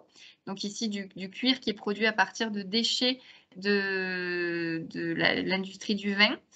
De l'encre à base d'algues ou encore une solution inifuge qui a été également co-développée par FCBA et qui est bio-inspirée et biosourcée puisqu'elle est issue de chitosan qui est un composant que l'on retrouve dans les carapaces de crevettes. Donc vous voyez des solutions très très variées à destination de tout type de secteur que l'on pourra retrouver chez nous. Et donc voilà, si vous le souhaitez, vous avez ici mon mail pour me contacter directement ou via Thierry, évidemment. Léa, il y a les 2 autres échantillons là, à les faire passer. Oui, si tu veux, bien sûr. Alors, il y avait 2 autres échantillons qui faisaient partie de l'expo également, que je n'ai pas présenté aujourd'hui, parce que bon, je ne savais pas si on aurait le temps ou pas, mais vous avez Malakio, donc c'est celui-ci qui passe, et le Kerlin. Donc, le Kerlin, c'est la grande plaque qui me paraît assez intéressante aussi pour vos usages respectifs. Donc, c'est un composite de lin qu'on peut retrouver sous différentes formes, hein, sous forme de panneaux plus ou moins épais, panneaux simples ou panneaux sandwich avec une lame en liège, par exemple. Différentes couleurs, mais toujours des teintes naturelles, du blanc, du crème, du beige, du marron, en version lisse ou en version texturée, avec fibre apparente ou pas.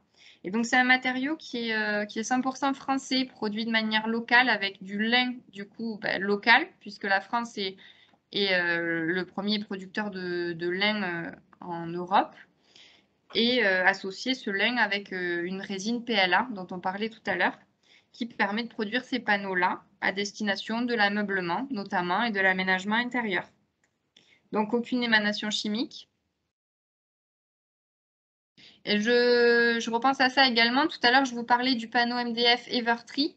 Un autre avantage du panneau dont je ne vous ai pas parlé également, c'est qu'il ne dégage aucun COV, contrairement au MDF traditionnel, enfin du moins des très très fines émissions de formaldéhyde qui sont 10 fois inférieures à la norme européenne, puisqu'en fait on est à 0,001 il me semble.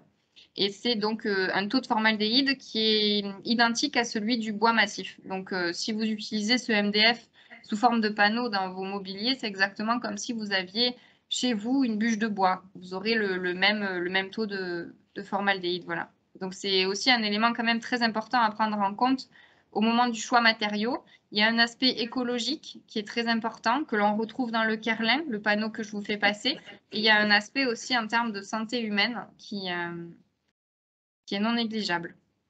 Donc le Kerlin, la même chose, vous n'avez pas d'émanation chimique, pas d'émanation, pas d'autres types de COV voilà, qui vont polluer l'air intérieur. Donc c'est un matériau, là, le Kerlin, qui est alternatif au plastique et qui est recyclable en fin de vie également, ce qui est quand même assez rare. Vous pouvez le thermoformer, le plier, l'usiner, le travailler vraiment de plein de manières. Et nous avons également le Malakio que je vous fais passer, qui peut être utilisé pour de l'objet ou du plan de travail, par exemple. Donc le Malakio... Comment? Il est passé en premier, en fait. Ah bon, mais c'est un petit jeu de mémoire. Je vous décris les matériaux à l'envers et après, il faut les retrouver.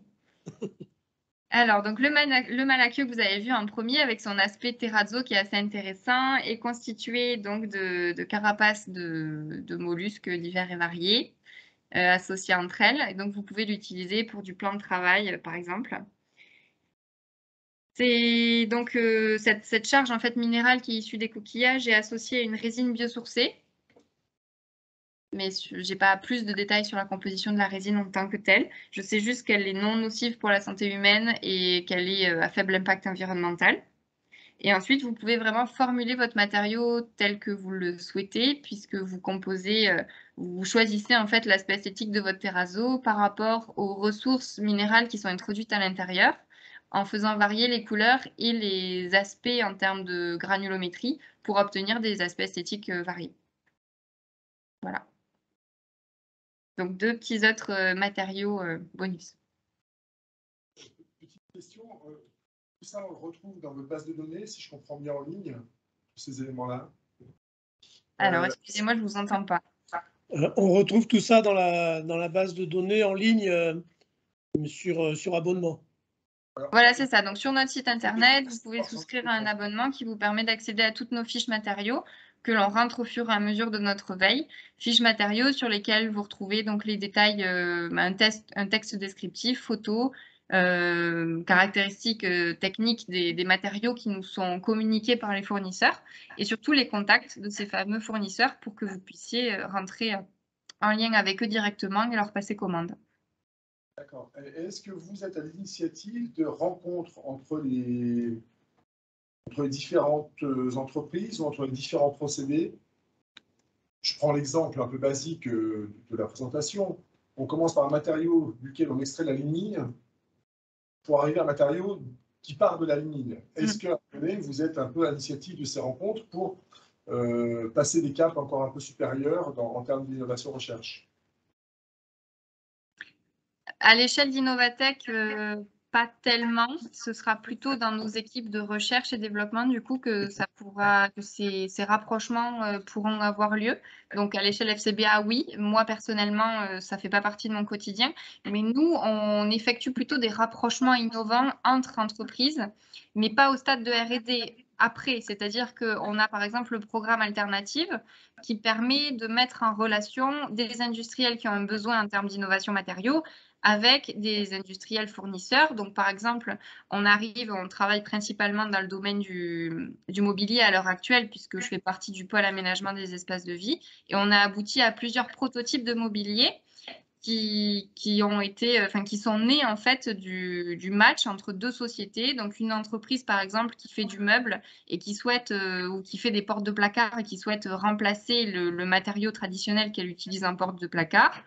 On va la mettre en relation avec une société qui produit des panneaux biosourcés tels que par exemple le Kerlin et on obtient le premier prototype de porte de placard 100% biosourcés, voilà, avec des matières alternatives. Et donc ensuite, ces prototypes, ils sont évidemment mis en valeur, exposés sur les différents salons qu'on peut réaliser, etc. Donc moi, je me situe plutôt, je ne suis pas tellement dans la phase amont R&D, ça ce sera vraiment d'autres équipes. Et Thierry peut vous orienter vers les bonnes personnes. Moi, je me situe vraiment sur la phase, une fois que le matériau en fait, a été développé, et on se positionne après sur le transfert en termes de technologie vers une application mobilier ou autre. Voilà. Mais c'est intéressant dans le sens où quand on travaille sur un prototype comme ça de mobilier, forcément, on va faire face à un cahier des charges qui va souvent nous permettre de repousser un peu les limites de la matière. Et donc, par la même occasion, l'industriel en face qui a développé son matériau, vous le voyez là, vous m'avez posé plein de questions. Donc, l'industriel en face, il est aussi obligé souvent d'upgrader un petit peu son matériau et de le retravailler pour correspondre au cahier des charges de l'industriel et pouvoir aboutir au projet final. Donc, on travaille aussi avec des matières qui sont comme ça en perpétuelle évolution. Mais sinon, dans la matériothèque, comme je vous le disais, on a 90% de matériaux qui sont commercialisés déjà en l'état et qui ont donc un indice TRL, donc c'est l'indice en fait en termes de veille qui nous permet de positionner le matériau par rapport au marché en termes d'étapes de maturation. Donc plus l'indice TRL est bas, plus on est près du stade de concept, recherche et développement. Et plus l'indice TRL se rapproche de 10, plus on est près de la commercialisation en fait. Donc, nous, on se positionne quand même souvent sur des indices TRL autour de 7-8. Et puis, je me permets dans les expositions de référencer quelques matériaux qui ont un indice TRL plus bas, qui sont encore en cours de recherche et développement et qui sortent parfois de laboratoire, parce que j'estime que c'est des matériaux à fort potentiel et qu'on les retrouvera certainement sur le marché dans les années à venir. Donc, on se permet de les référencer, mais on précise qu'à l'heure actuelle, c'est des matériaux qui ne sont pas encore disponibles.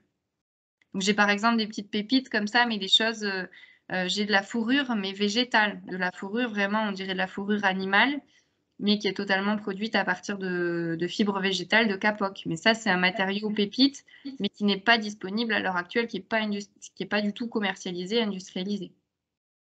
Donc ça représente une faible proportion des matériaux que l'on a. Mais c'est important aussi de pouvoir les référencer, de les mettre en valeur. Est-ce que vous avez des questions par rapport à ces matières ou d'une manière générale par rapport à Innovatech?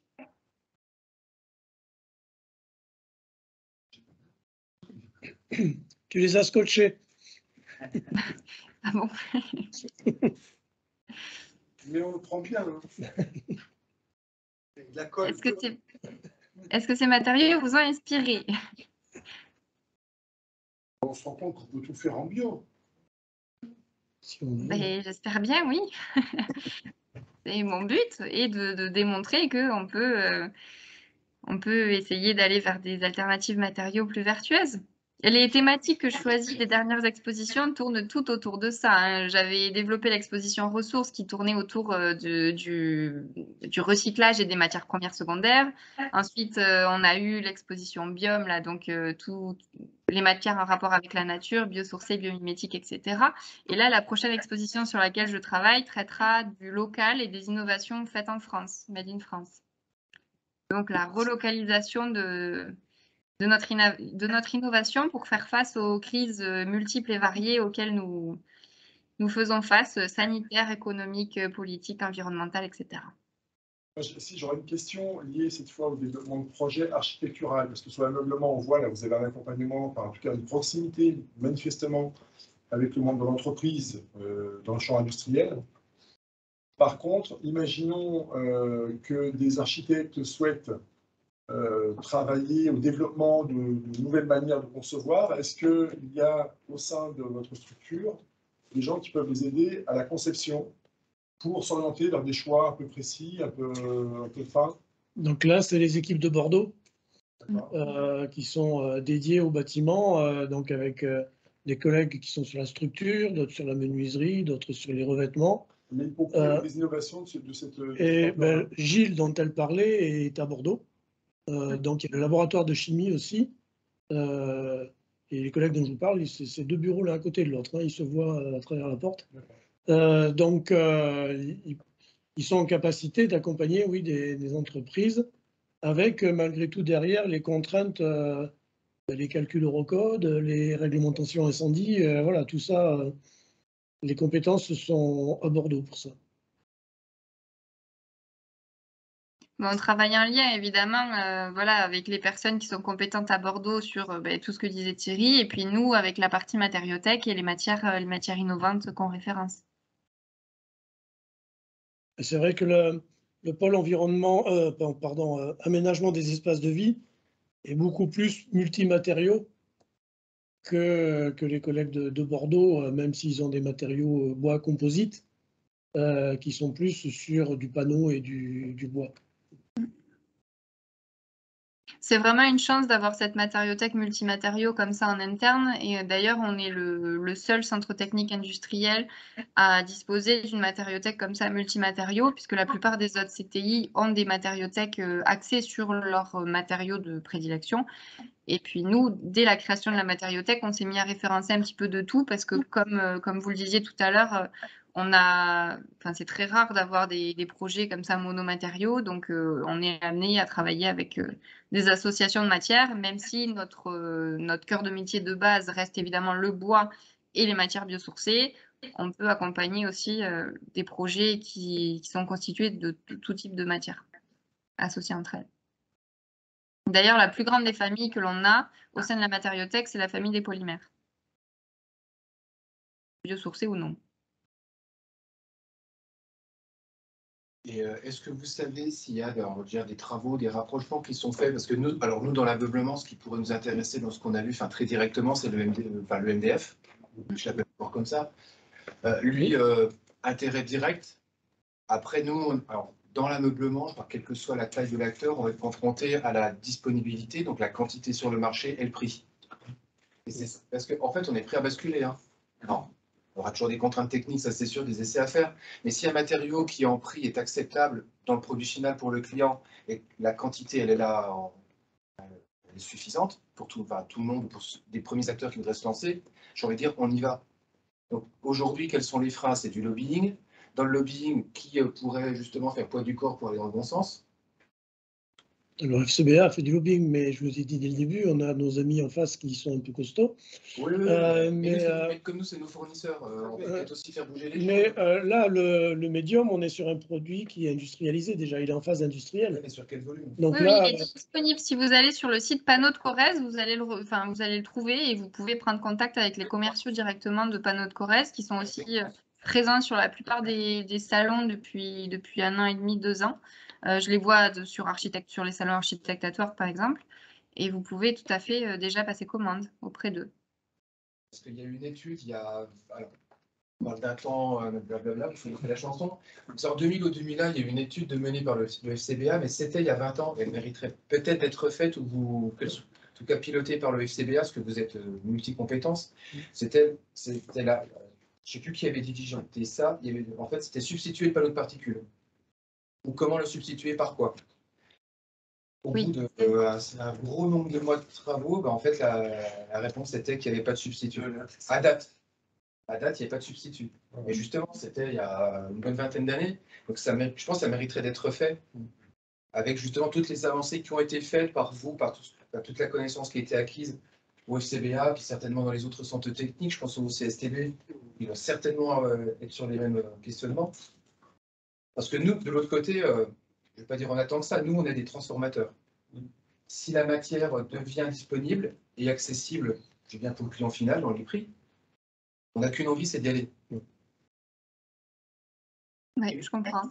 Et ça peut être un sujet que je peux faire remonter du coup dans l'équipe, un sujet à traiter pour l'année prochaine, par exemple, si ça vous intéresse. Après, voilà, c'était un sujet qui avait été traité donc il y a 20 ans. Est-ce que la question, c'est toujours substituer le panneau de particules ou est-ce que d'une certaine manière, là, en développant un adhésif biosourcé, on n'a pas aussi un peu répondu à la question, on n'a pas substitué le panneau de particules, mais on en a créé un nouveau qui n'a pas les contraintes que l'on pouvait rencontrer avec les MDF traditionnels. Donc, d'une certaine manière, on a peut-être quand même partiellement répondu à la question. Sur la techno, je dis peut-être. Je dis bien peut-être, parce qu'on n'usine pas du MDF comme du panneau de particules, donc ça se passera pas. Oui, bien sûr. Mais... Voilà. Non, et après, il y a quand même la problématique de disponibilité en quantité.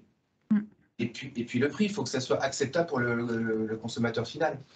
Oui, mais dans ces matériaux nouveaux, même s'ils sont à terme. Mais du coup, c'est l'ambition des industriels fabricants de matériaux d'y aller réellement. Ouais, mais justement, mais je crois que la courbe, il faut la montrer ensemble, c'est-à-dire celui qui fabrique et celui qui veut l'usine. Je pense que le processus habituel, c'est quelque chose de luxueux, donc de cher au début. Et puis c'est ça qui va nous faire monter en puissance, en tout cas en volume. On ne pourra jamais avoir du jour au lendemain la masse market.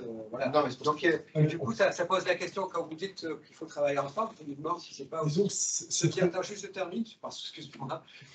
Juste de se dire, est-ce qu'il n'y a pas effectivement à associer à ces matériaux nouveaux des designs, des choses comme ça, qui fait un produit luxueux dans sa forme et dans son matériau, qui permet de monter en puissance en termes de volume.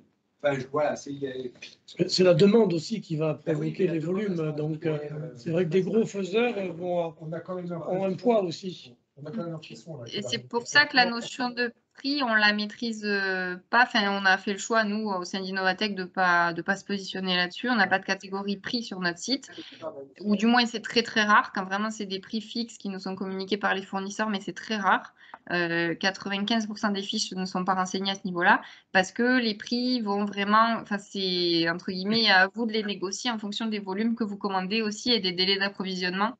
Donc si vous êtes prêt à basculer sur des gros volumes, forcément les prix, théoriquement doivent être plus intéressants. Donc voilà, ça c'est à voir directement avec l'industriel. Le procédé paraît tellement innovant, en tout cas répondre à tellement de questions qu'on se pose sur les COV, etc., qu'a priori, on a presque l'impression que ça peut tuer l'ancienne manière de faire. Et qu'a priori, les fabricants actuels de MDF pourraient être capables de l'intégrer aussi. Voilà.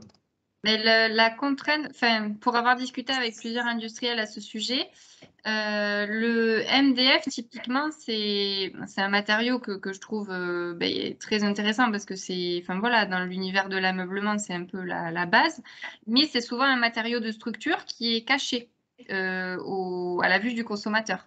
Donc, en termes de communication, il faut faire un effort particulier pour bien communiquer auprès du consommateur final que votre mobilier a été conçu avec un matériau de structure donc, que vous ne voyez pas, enfin, que l'utilisateur ne voit pas, qui est à faible impact environnemental, etc. C'est pas directement visible et c'est pas directement appréhendable par le consommateur. Donc, le surcoût que vous allez avoir sur le produit fini, qui est quasiment qui à l'heure actuelle est quasiment obligatoire, il faut l'expliquer, il faut le justifier par de la communication. Alors que par exemple sur le Woodoo, c'est un matériau qui est très esthétique et qui est un petit peu effet waouh entre guillemets. Donc là, le côté innovant, l'utilisateur final le perçoit tout de suite. C'est voilà, c'est esthétique et c'est tout de suite compréhensible. Alors que sur du MDF, vous l'avez vu, visuellement, aucune différence notable. Et puis, de toute façon, c'est un matériau que la plupart du temps qu'on ne voit pas dans le produit fini. Donc, il faut faire un effort de com et de pédagogie pour diffuser l'innovation et pour l'expliquer. Il y a un exemple en construction bois, justement, c'est Woodeum, un promoteur immobilier qui construit énormément en CLT. Et lui, il est allé voir Storenzo, il a dit moi, je t'en achète tant de mètres cubes par an. Qu'est-ce que tu me fais comme prix? C'est un truc assez innovant. Et Storenzo a dit je te fais tant, et ils ont fait énormément de volume. Donc, c'est l'exemple d'un vendeur au client final qui allait voir un producteur et qui lui a dit. La demande qui tire la production. Ouais. Et nous, c'est notre seul. Enfin voilà, moi, c'est ma volonté ultime. Je déniche des innovations, je les porte à la connaissance du plus grand nombre via des expos, des conférences, etc., différents supports de com. Et mon seul espoir, c'est de voir ces innovations comme ça saisies par des industriels et puis derrière, de les retrouver en gros volume sur le marché et de pouvoir les sourcer plus facilement dans les années à venir. Et juste à propos du panneau de particules, parce qu'il existe un panneau de particules justement avec une colle biosourcée comme ça? Oui, le Beyond. D'accord. Il existe, mais après, voilà, c'est pareil, c'est pas des quantités qui sont énormes. Alors, je vous cherche un peu plus de détails là-dessus.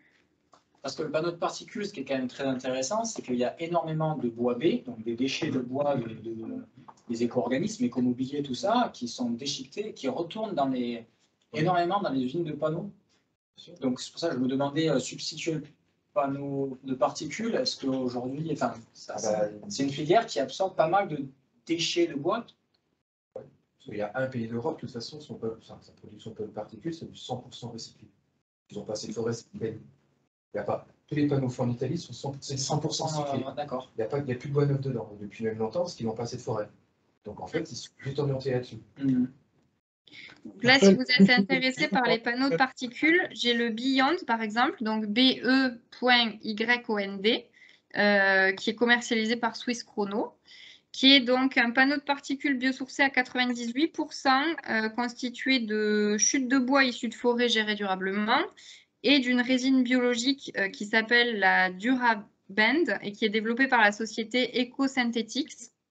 Et donc, c'est un panneau de particules qui va avoir le même taux d'émission de formaldéhyde que le MDF dont je vous parlais tout à l'heure, donc 0,01, donc ce fameux taux qui est 10 fois inférieur à la norme européenne, équivalent au bois massif.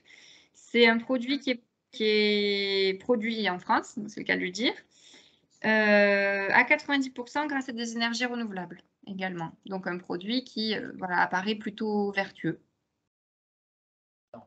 Il est compatible avec les milieux humides et en termes de revêtement, on peut le mélaminer ou le stratifier. Voilà. Moi, je suis tous un peu à un moment ou à un autre. Hein. Ouais. Et pour satisfaire ma curiosité, quand je regarde d'ici de là, je vois le MDF et puis je vois le tabouret. Et la différence que je vois entre les deux, c'est que le tabouret est plein de trous. Et dans la série sobriété, est-ce qu'on ne peut pas faire du MDF qui ait les mêmes caractéristiques mécaniques suffisantes, mais plein de trous? Donc c'est pour éviter de consommer plus de bois. Extrudé, mais tu n'auras pas les mêmes propriétés mécaniques, principalement. Il y a du Non, après, particule. Oui, j'ai plusieurs types de panneaux alvéolaires assez intéressants à la matériothèque. Voilà, bon, après, avec des âmes variées, avec des MDF par exemple, mais fins en tant que pot, en tant que revêtement, et puis à l'intérieur des âmes variées, soit en carton, soit en bois moulé. Enfin voilà, il y a plein de possibilités. J'en ai un notamment qui est assez intéressant qui s'appelle le Lysocore et qui a une très très bonne stabilité dimensionnelle, qui est très léger par rapport à sa résistance mécanique aussi, puisqu'en fait, vous avez deux pots, si vous voulez, de chaque côté, en MDF très très fin, associés à une âme en bois moulé, et comment dire, la fixation, enfin l'âme est associée au pot de revêtement de deux manières, grâce à une colle et grâce à un emboîtement en fait. Il y a un fraisage qui est réalisé dans les parois qui permet d'emboîter l'âme dans les parois, plus la colle, ce qui permet d'avoir une très grande résistance mécanique, une stabilité dimensionnelle même au niveau des champs qui va être très très bonne pour un matériau proportionnellement à ses résistances mécaniques très léger et à l'intérieur duquel vous pouvez faire passer des câbles aussi, donc faire passer directement dans votre meuble ou dans votre cloison, avoir la sortie électrique qui arrive exactement où vous le souhaitez. Donc je vais avoir aussi des offres comme ça dans la matériothèque de panneaux avec des âmes variées qui permettent aussi de s'inscrire dans une démarche environnementale, non pas tellement au niveau de la formulation du matériau en tant que tel, mais plus au niveau des phases de transport, de mise en œuvre, puisque l'aspect léger du matériau va permettre d'abaisser le bilan carbone du transport notamment, et donc avoir une super influence au niveau de l'analyse de cycle de vie final du produit.